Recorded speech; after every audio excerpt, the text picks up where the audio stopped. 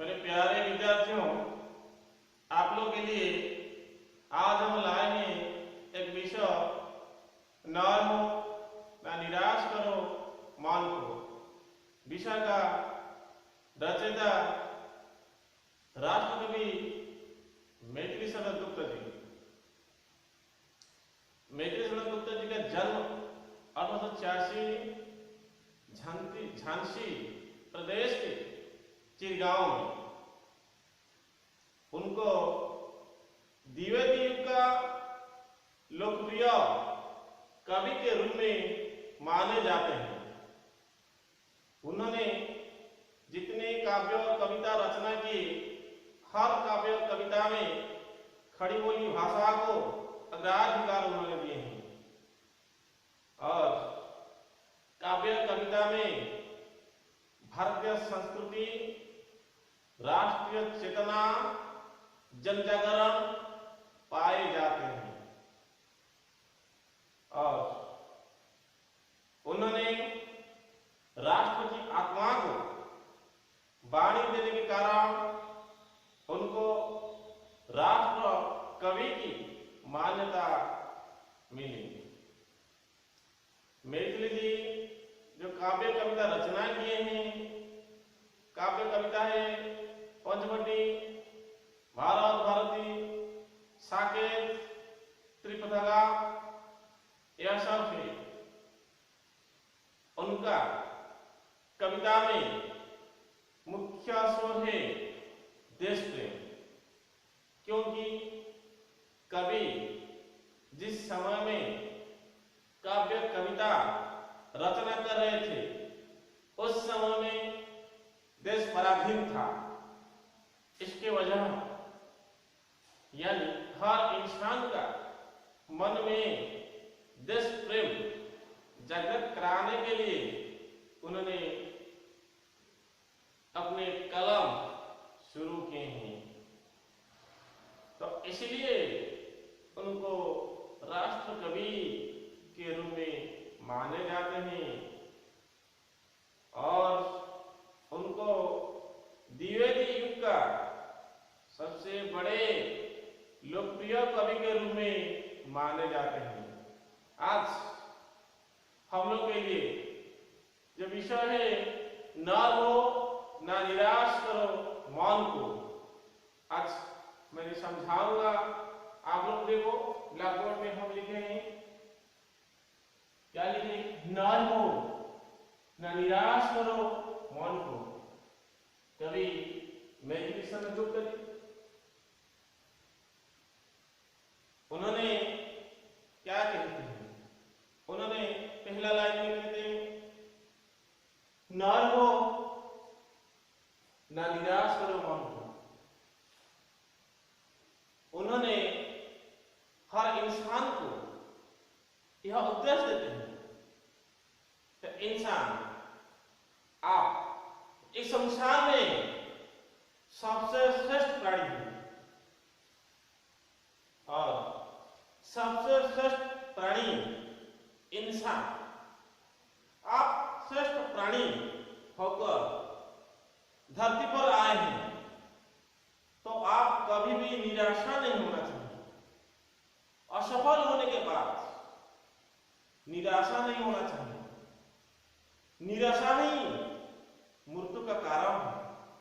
अगर एक इंसान जीवित होकर निराशा में बैठा रहा, मैं कहूं मृत्यु के साथ समान है, निराशा ही मृत्यु के साथ समान है। जीतो या हार जाओ, हर पल में उत्साह के साथ कार्य करना चाहिए। असफल होने के बाद भी मन में उत्साह लाना चाहिए। कैसे? मैं एक उदाहरण दे रहा हूं। मामूल 17 बार आक्रमण किए थे, निराशा नहीं था उनके मन में। गांधी जी देश को आजादी दिलाने के लिए बार बार कोशिश किए थे, लेकिन निराशा नहीं उनके मन में। अमेरिका का राष्ट्रपति अब्राहम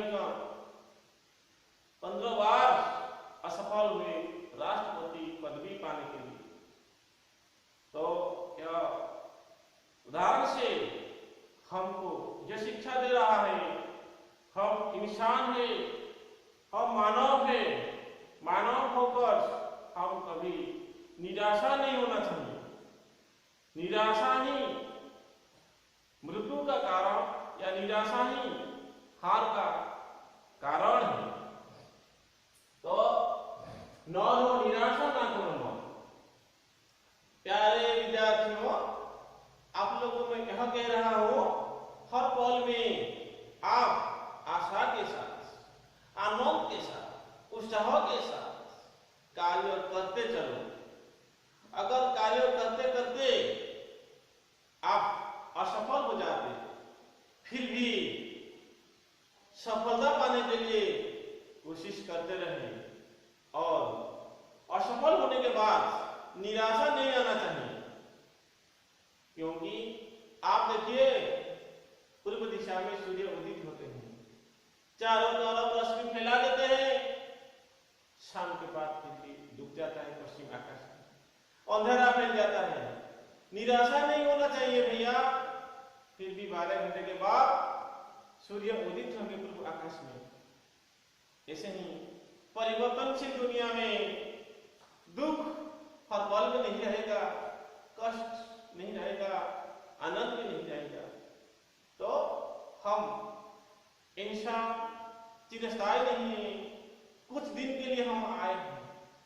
जिंदगी 4 दिन की चांदनी है, क्षण भंगुर, चिरस्थायी नहीं, पल पल में प्रलय आ सकता है।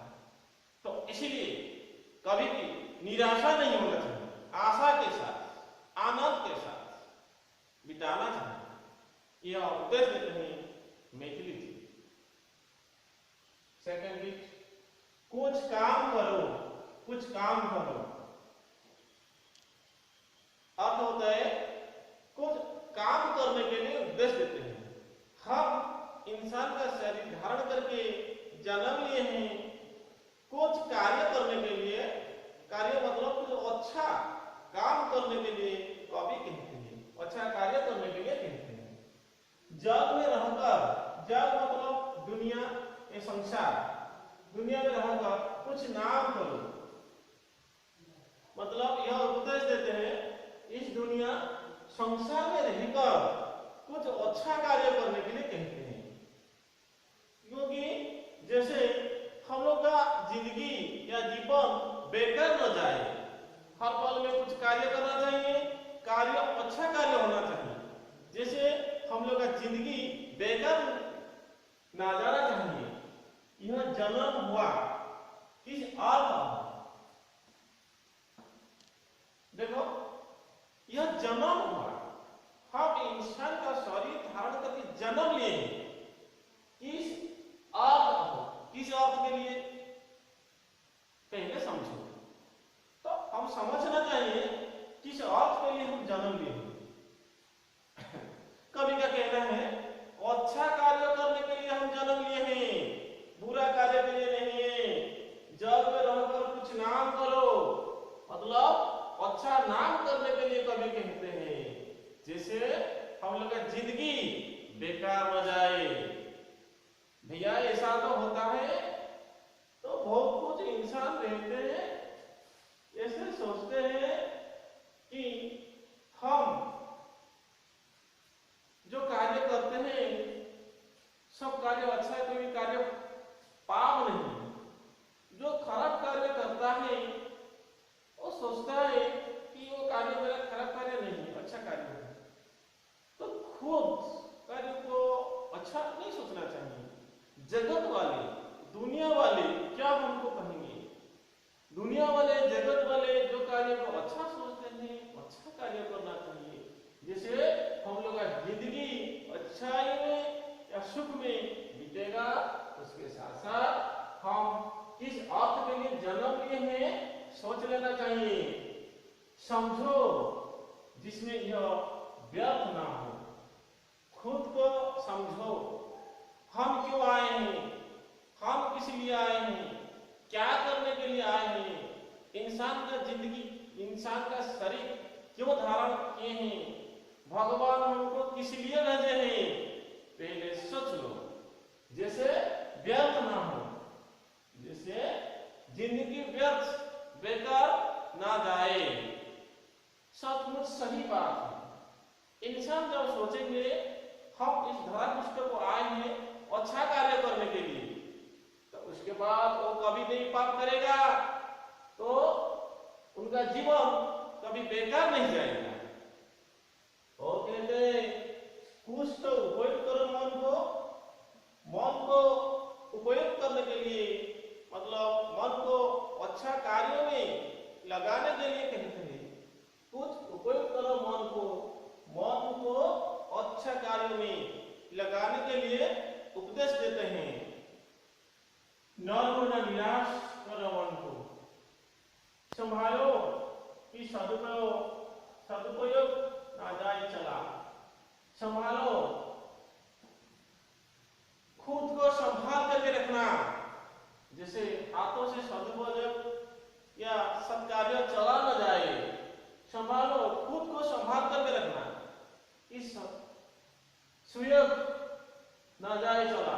सुयोग मतलब जो सुविधा, जो सफलता हाथों से चला न जाए, सफलता हाथों से चला ना जाने के लिए हमको संभाल करके रखना चाहिए। संभाल करके नहीं रखने में कभी कभी हाथों से सुयोग चला जाएगा। इसीलिए उपदेश देते हैं खुद को संभाल करके रखना। कब व्यर्थ हुआ सदुपयोग होना, मतलब ओ लाइन का अर्थ है खुद को संभाल करके रखने में सदुपयोग, सत्कार्य कभी बेकार नहीं जाएगा। जो इंसान इस धरापृष्ठ में खुद को संभाल करके रखता है, सोच विचार करके कार्य करता है, कार्य करने का पहले 10 बार सोचता है अच्छा है या बुरा है, क्या है, ये कार्य अच्छा ठीक ठाक है या नहीं। जो बार बार सोच के कार्य करता है और संभाल करके रखता है, खुद को होशियारी होता है, तो उनका सदुपयोग मतलब कभी व्यर्थ नहीं होगा, मतलब उनका कार्य कभी बेकार नहीं जाएगा। सदुपयोग मतलब अच्छा कार्य कभी बेकार नहीं जाएगा। समझो जग को ना निराश रखना। जग को मतलब संसार को, दुनिया को निराश रखना, सपना मत सोचो। क्योंकि हम ऐसे सोचते हैं कि ये क्या सब सपना है, वे किसको सपना नहीं सोचना चाहिए। तो शाश्वत जो सत्य है, सत्य को चिन्हित करना चाहिए या अच्छा कार्यों में मन को लगाना चाहिए।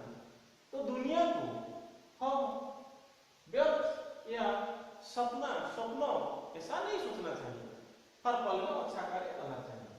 उसके साथ साथ कभी कहते हैं पौध आप खुद का रास्ता को प्रशस्त करो अपना। आप अपने रास्ता को प्रशस्त करने के लिए कहते हैं, मतलब आपके रास्ते को प्रशस्त करने के लिए आपके साथ है, कोई साथ नहीं देंगे, आपको खुद ही करना होगा। क्योंकि संसार में जब हम जन्म लिए हैं, हम लोग का साथ में कोई नहीं आएंगे, हम अकेले आए हैं, हम जब जाएंगे अकेले ही जाना पड़ेगा। लेकिन हम लोग का जिंदगी जितने दिन तक है, उतने दिन तक हम जो रास्ते में जाते हैं, हम लोग का रास्ता को खुद ही साफ करना पड़ेगा। और हम लोग का रास्ते जब हम साफ करेगा, तब अखिलेश्वर है अवलंबन को, अखिलेश्वर है ईश्वर भगवान है अवलंबन को दर्शन देने के लिए, मतलब आशीर्वाद देने के लिए हम लोग के साथ अखिलेश्वर है, भगवान है अवलंबन को। तो हम डरना नहीं है, हम खुद का रास्ता खुद ही बनाना चाहिए और किसका मदद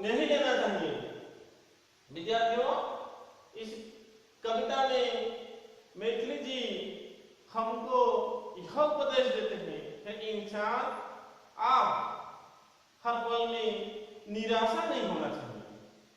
निराशा छोड़ के आशा के साथ, उत्साह के साथ हर कार्यों में बने रहने के लिए कहते हैं, क्योंकि निराशा ही दुख का कारण, और जीत जाने के बाद भी अगर मन में निराशा आता है तो हार के साथ समान है। तो इसीलिए कभी भी निराशा नहीं होना चाहिए, आशा के साथ, उत्साह के साथ कार्य करना चाहिए। Thank you.